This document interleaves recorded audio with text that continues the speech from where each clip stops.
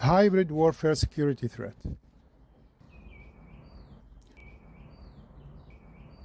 Outline of the security threat. Hybrid warfare is a military strategy that exploits legal gray zones between war and peace. This strategy targets adversaries' weaknesses by combining overt and covert tactics without explicitly declaring war.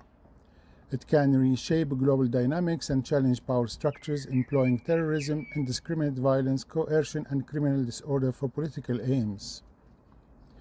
It blends conventional military operations with unconventional methods like cyber warfare, information campaigns, and economic measures to achieve strategic goals. Both states and non-state actors are involved in hybrid warfare. State actors may also create hybrid threats by using proxy forces equipped with advanced military capabilities. States like Russia, China, North Korea, Iran, United States, and Europe have all used hybrid tactics in global conflicts to secure their interests. History of hybrid warfare.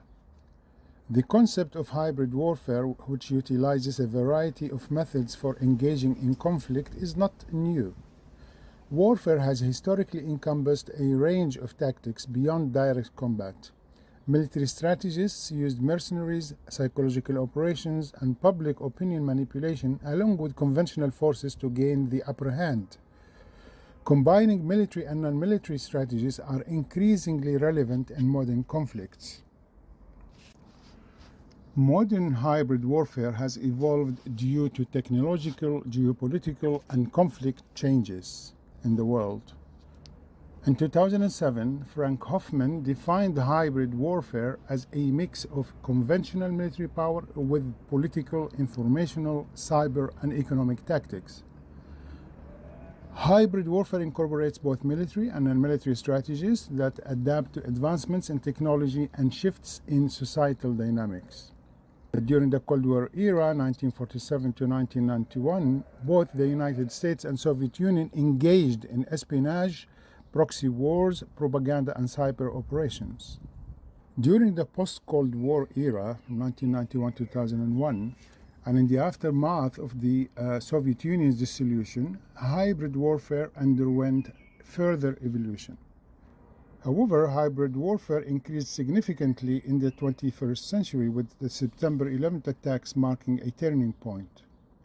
This led to the global war on terror and hybrid tactics by groups like Al-Qaeda and ISIS. In 2014, NATO and the EU used the term hybrid warfare to denounce Crimea's illegal annexation by Russia. Detailed breakdown of the threat. Hybrid warfare involves covert actions to avoid direct confrontation and maintain deniability. It is a strategy that can be used to challenge stronger opponents and pursue anti-status quo goals while managing risks and avoiding escalation. It involves tactics like disinformation, cyber attacks, and malign influence to exploit an adversary's weaknesses and harm them efficiently. Hybrid warfare was used to target national power, including infrastructure, business systems, and individuals. Non-state actors, such as terrorist organizations, insurgent groups, criminal networks, warlords, mercenaries, and private security companies, may use hybrid warfare to achieve political, ideological, or financial goals. They can exploit cyberspace, social media, and information networks to recruit followers, spread propaganda, and undermine government authority. Non-state actors are not only perceived as contributors to violent conflicts, but also as entities that complicate the resolution of wars and the restoration of peace and stability.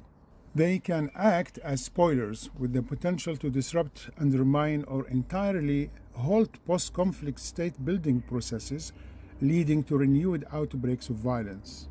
Social media as a driver of conflict. Social media manipulation is identified as a driver of conflict. Both non-state and state actors leverage social media to further their objectives.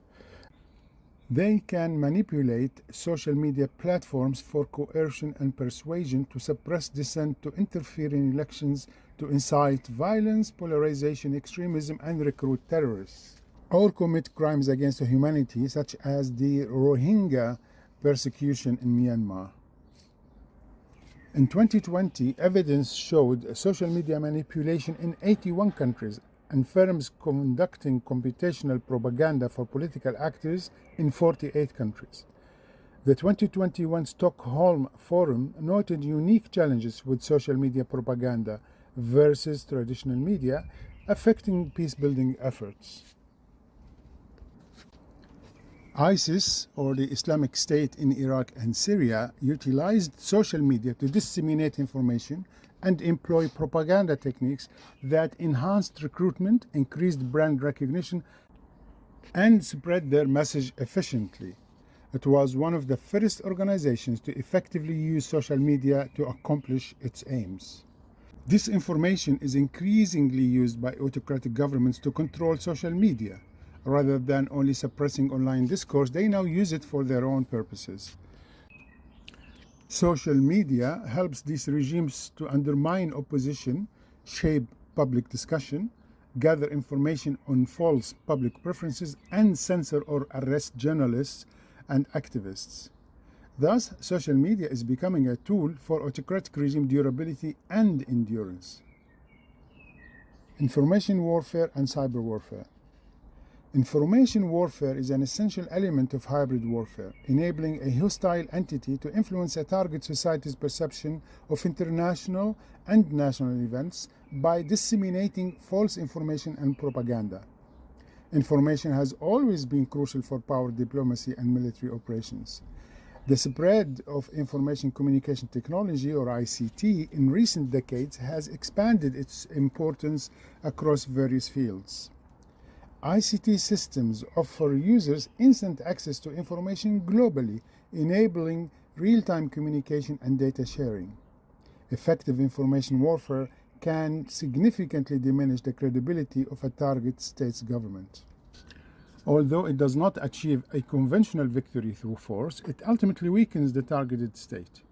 Information warfare can be highly effective in achieving strategic objectives by relying on the target audience to form their own opinions and judgments based on the information they receive. Cyber warfare, enabled by advancements in ICT, is a key aspect of hybrid warfare, posing threats to national security through attacks on infrastructure, government operations, and military capabilities. Cyber proxy warfare involves non-state actors such as hacker groups, terrorist organizations, and extremist groups using cyber technologies to conduct various actions. These actions include distributed denial of service attacks, data theft, information manipulation, and digital propaganda. Who is most affected and how? Hybrid warfare affects different groups in varied ways based on their roles and vulnerabilities, impacting stakeholders at national, regional, and global levels. States targeted in hybrid warfare face threats to territorial integrity, political stability, and national security. Vulnerability depends on factors like technological infrastructure, economic strength, and military capabilities. But the civilian populations are often the most affected by hybrid warfare. Advanced industrialized nations often face cyber attacks, economic coercion, and information warfare that threaten their stability and influence.